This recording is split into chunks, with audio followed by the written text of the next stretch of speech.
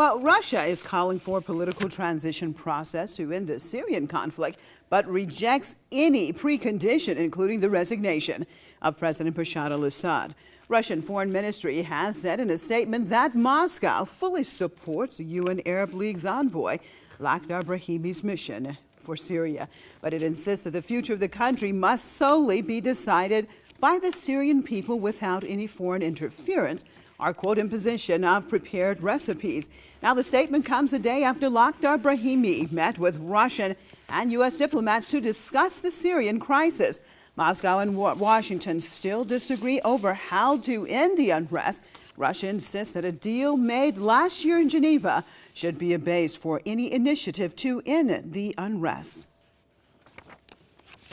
Well, let's switch over to London. We're going to talk to political analyst Mr. Christopher Walker. Thanks so much for being with us. Tell me about the significance. It seems that Russia is not straying the line that it has set early on in this situation with Syria. How important is Russia's role in all of this, in dealing with Syria in general, with the West and how it's dealing with it?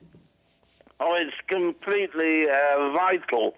I mean, this statement, reading between the lines, means there's been no breakthrough at all, and both sides are exactly opposed because both the U.S., European, and Gulf-led Arab states insist that President Assad must stand down, and that has been firmly and flatly rejected yet again by Russia.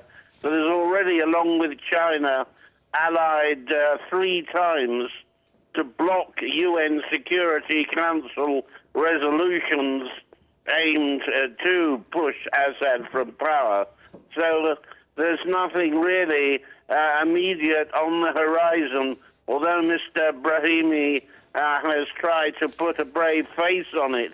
There is little left of the initiative because Assad won't go, and if he won't go, the other people won't talk.